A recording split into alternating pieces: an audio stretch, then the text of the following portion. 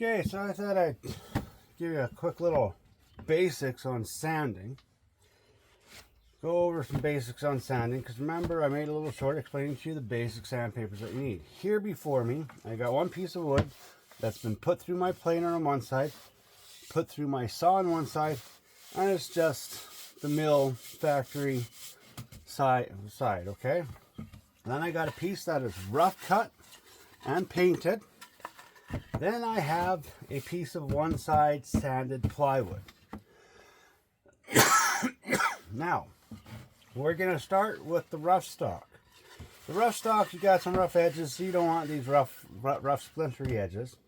So this is where I told you, you can start with a 40 or a 60 grit to try to level it out, knock it out, because not everyone has a planer, not everyone has the tools to do everything, but every woodworker should have themselves a sander. So I can start with a 40. Okay, we're going to start with 40.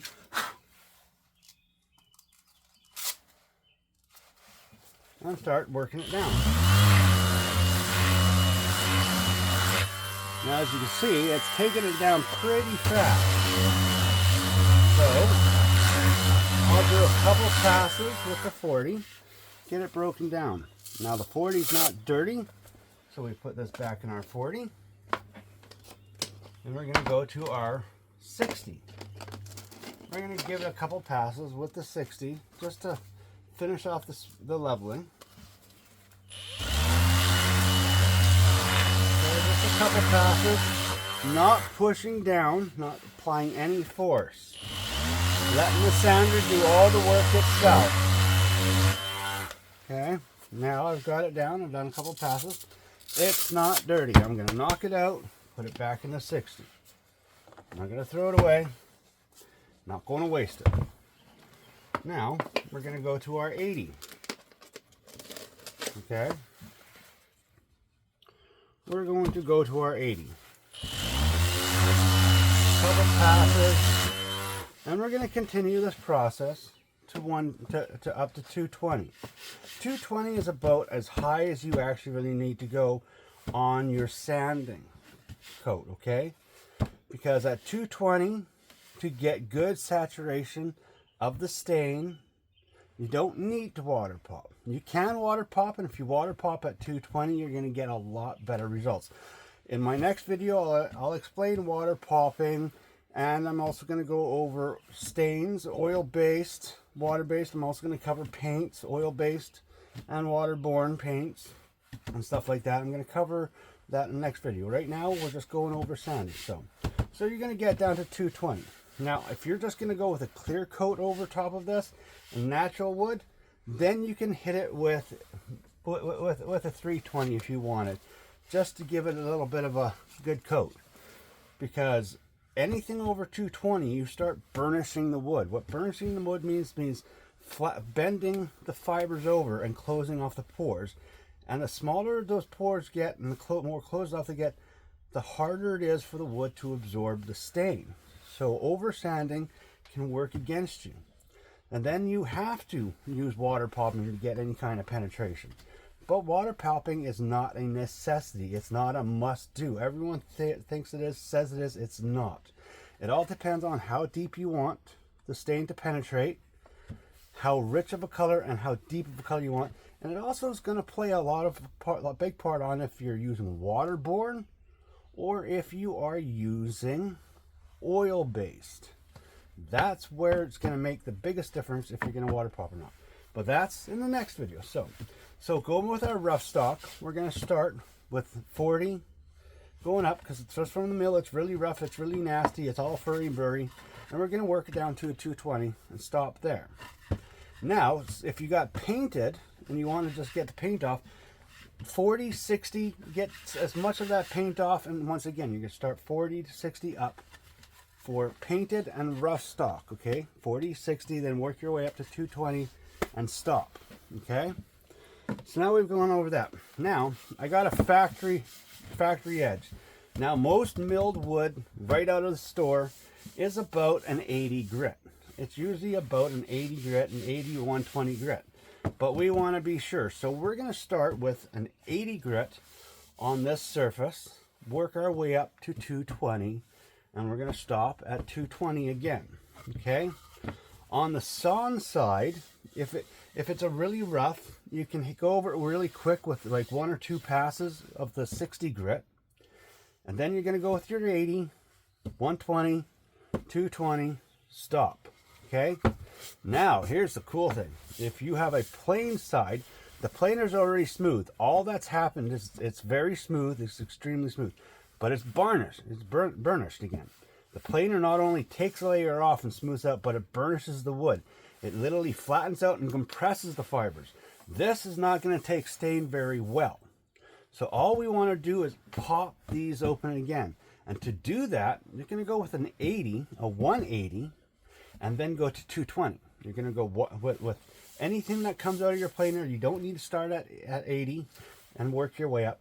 You can actually start at 180 and then go to 220, and that's the end of it. That's the end of it. Badoom.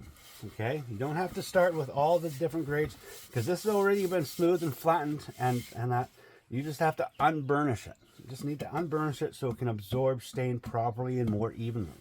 That's all you need to do with wood that's gone through a planer.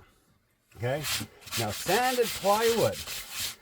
Most sanded plywood gets sent, gets shipped and delivered, ranging from 150, 180, and 220 on their finished. The average is 180.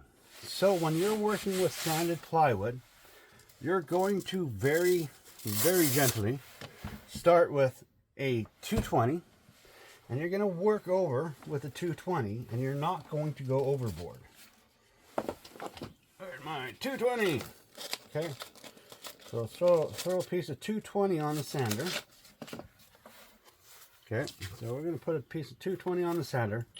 And we're just going to go over it lightly. And you're not going to let it sit in one spot too long. You don't leave it sit in one spot too long. And you go over it evenly. Nice, decent speed and rate. Don't go too many passes, 1 or 2 quick little passes.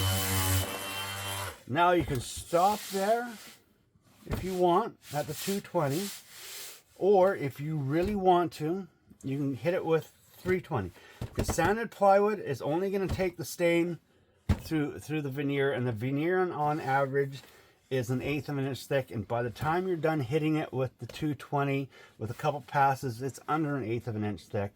So if you hit it with 320, it's going to give it a better, more sheen finish.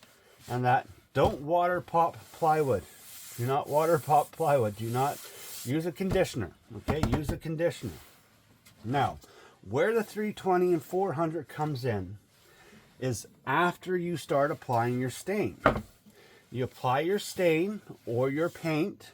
Okay, this you can sand. Well, okay, like after your first coat of paint or your first coat of stain. It's also going to depend on what product you're using, waterborne or oil based. Okay, and like I said, that's the next video. But after you stain it, after your first 2 coats, hit it, not first coat, 2 coats, hit it with the 320. Hit it with the 320, or like I said, use a gray Scotch-Brite. Hit it with a gray Scotch-Brite. Apply a 3rd final coat, and then go over it with the white Scotch-Brite. Badoom. Then you will start applying your clear finish. Now, if you're just using an oil for like a cutting board or a butcher block, you're going to do 1 good coat, let it sit, penetrate, and cure. And then you're going to hit it with the gray Scotch-Brite or a 320. Then you're going to do another coat, let it set, let it cure. You're going to hit it with a 400. You're going to hit that with 400. Then you're going to do, you can do 1 more coat if you want. You can do 4 coats total. 3 is all you really need, but a 4th coat does give it a little bit of extra protection. And on your 4th coat, you're going to hit it with the 400 again. It's after you start staining and that that you start using the 320 to the 400 grits. Now going over 400 grit, like 500 and stuff like that, that's more like for epoxies or high gloss finishes. And for that, you're going to want to use automotive enamels and stuff like that. Or you're going to want to be using epoxies and resins to get really, really high sheen, where you'll build up the layers and polish in between layers. But for majority of furniture and woodworking, you're going to end at 400. You're going to end at 400, or you're going to end at the white Scotch-Brite. Okay? But for your initial sanding, your initial sand down, 220 is as far as you have to go. Then at 220, you can choose if you want a water pop or you don't want a water pop.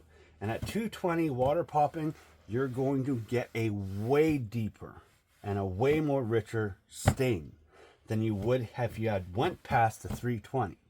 If you went to 320 and you water popped, it's not going to penetrate as nicely and as deeply as it would have at 220. Now, and that's the thing, a lot of people over sand, a lot of people overwork, miss too many steps, and they add too many steps. And like I said, you don't have to water pop.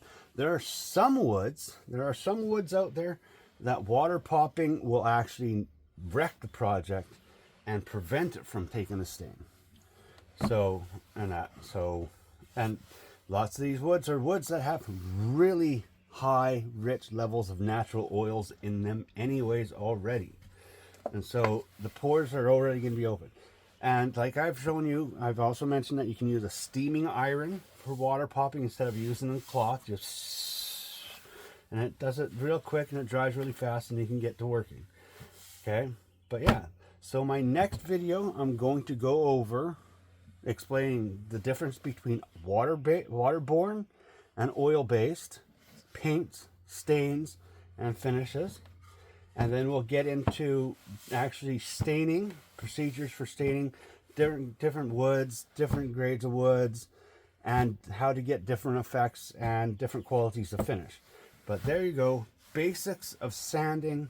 The only papers that you're going to need are 40 to 120, and then you're going to need a couple sheets, then you're going to need 320 and 400 just for your clear coat, or you can skip the 400, 300, and you can get yourself these Scotch-Brites, which are easy to clean, last forever, and like I said, red, gray, and white. These are the three colors that you're going to need, and you can use those for everything after the stain, and you can also use them for in between clear coats.